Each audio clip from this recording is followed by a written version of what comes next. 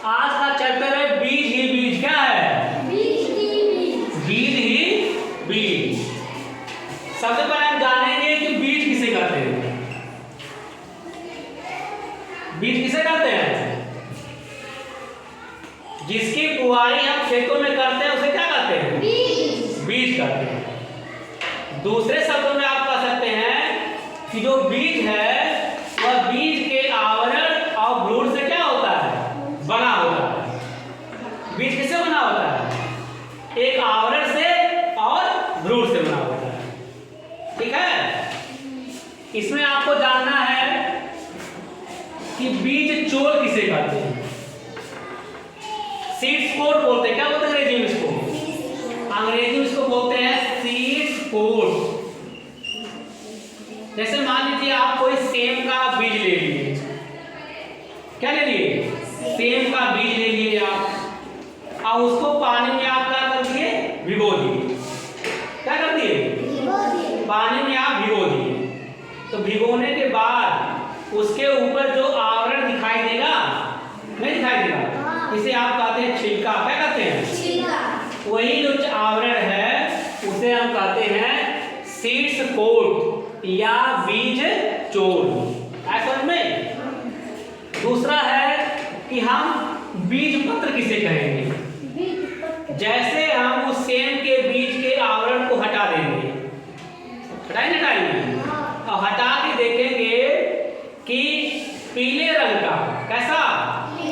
पीले रंग का जो आपको दिखाई देगी उसे हम कहते हैं बीज पत्र। क्या कहते हैं? बीज पत्र। अगर हम बीज पत्रों को खोल दें, क्या करते हैं? अगर सेम ऐसे रखा ना बीज में, ऐसे खोल ऐसे ना रहेगा। ऐसे खोलने पर इसमें जो संरचना ऊपर की तरफ दिखाई देती है उसे हम कहते हैं भ्रूण। क्या कहते हैं?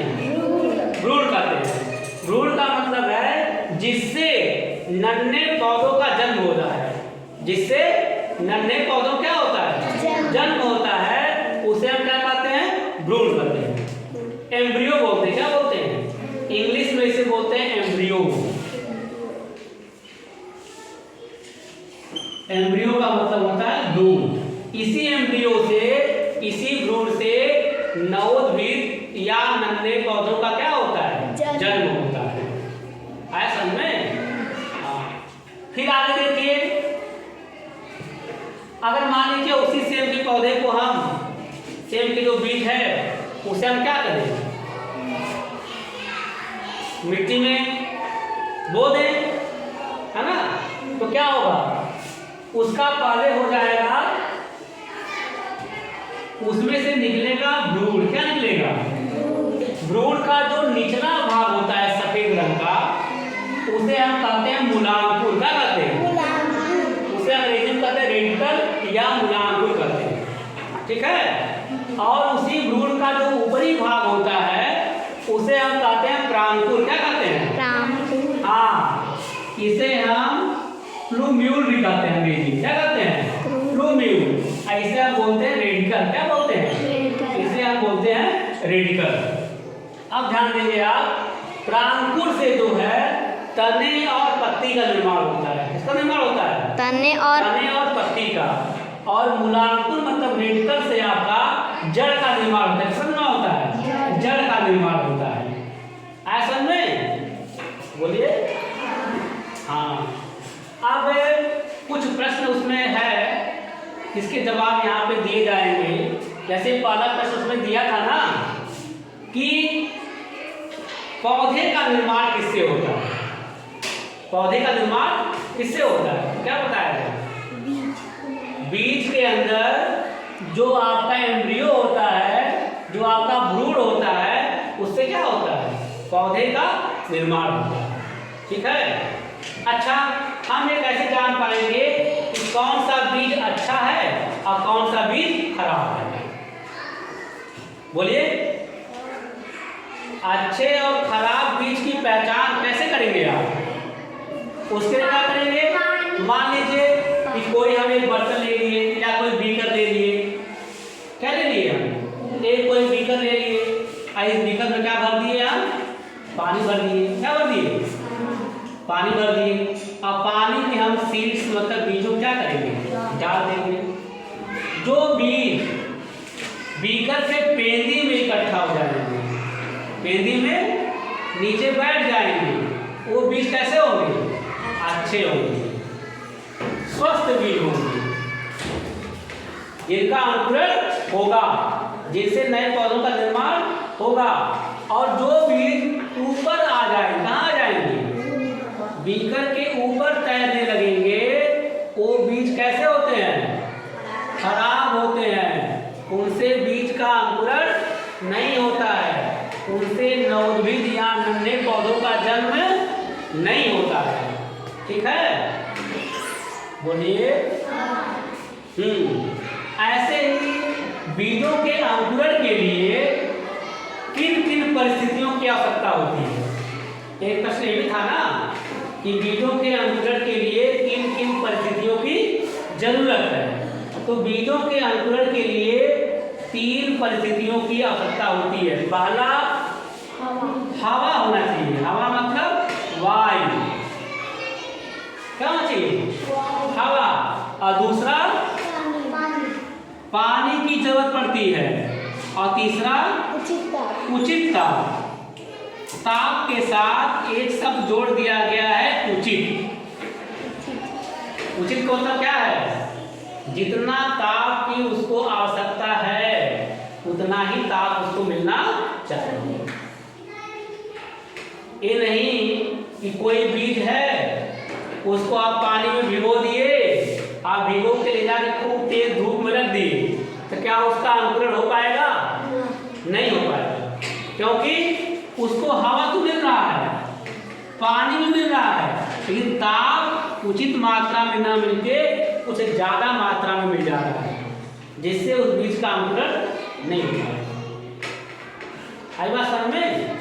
हम कैसे जान पाएंगे कि एक प्रयोग के माध्यम से आज हम यहाँ जानेंगे कि किस तरह से बीज के अंकुरण के लिए हवा, पानी और उचित ताप तीनों की जरूरत होती है कि नहीं। कोई ये भी कह सकता है कि सर जी ताप की क्या जरूरत है, हवा पानी से ही काम चल जाएगा। कोई ये भी कह सकता है कि पानी और ताप से ही काम चल जाएगा, हवा की क्या जरूरत है। कोई ये भी कह सकता है कि हवा पानी से काम चल जाएगा, है कि नहीं। तो आज हम एक प्रयोग के द्वारा बताएंगे कि बीजों के अंकुरण के लिए तीनों की आवश्यकता है। अगर इसमें से कोई एक भी अगर नहीं रहेगा तो बीज का अंकुरण नहीं होगा। उसके लिए क्या करेंगे, हम एक बीकर ले लेंगे। क्या लेंगे, एक बीकर ले लेंगे, इसमें एक लकड़ी का स्ट्रिप ले लेंगे। क्या ले लेंगे, एक पट्टी, पट्टी के दोनों किनारे पे एक एक सेम का बीज बांध देंगे या चिपका देंगे और इसके बीच में एक सेम का बीज चिपका देंगे। और इसको बीकर में ऐसे क्या करेंगे, तिरछा करके खड़ा कर देंगे। अब खड़ा करने के बाद ध्यान देंगे, बीकर में जो बीज वाला बीज है उसके आधे भाग तक पानी भरेंगे। कहाँ तक पानी भरेंगे, आधे भाग तक या 2/3 भाग तक हम पानी भर देंगे। पानी भरने के बाद हम देखेंगे 3-4 दिन बाद देखेंगे, मान लीजिए कि जो नीचे वाला भाग है, जो नीचे वाला बीज है वो कहाँ रहा है, केवल केवल पानी में रहा है। उसे ना तो हवा मिल पाई है और ना ही उसका मात्रा में ताप मिल पाया है, इसलिए यह बीज क्या हो गया, सड़ गया, खराब हो गया, इसका अंकुरण नहीं हुआ। इसका अंकुरण क्यों नहीं हुआ, क्योंकि इसको पानी तो मिला, हवा नहीं मिली, हवा नहीं मिली और ताप भी उस मात्रा में नहीं मिला जितना इसको आवश्यकता थी। क्योंकि हमने पहले क्या किया था, बीकर में पानी को उबाल करके ठंडा करके रखा था। क्यों ऐसा किया था, क्योंकि पानी में भी कोई हवा उसमें घुली न हो। अगर वैसे ही पानी लेकर रखते तो उसमें हवा घुली रहती ना, इसलिए पानी को पहले हम बॉयल कर दिए थे, गर्म कर दिए थे। इसमें क्या होगा, इससे सारी हवा उसमें से निकल जाएगी, पानी में कोई हवा नहीं रहेगी। तो नीचे वाला बीज जो पानी में डूबा था वो सड़ गया या खराब हो गया, क्योंकि उसको पानी तो मिला, उचित ताप नहीं मिला। और ना ही उसको हवा मिली, इसलिए क्या हो गया, वो खराब हो गया। ऊपर वाला बीज देखा गया, सूख गया हो, उसका भी अंकुरण नहीं हुआ। क्यों नहीं हुआ भाई? इसको हवा तो खूब मिला, लेकिन पानी नहीं मिला।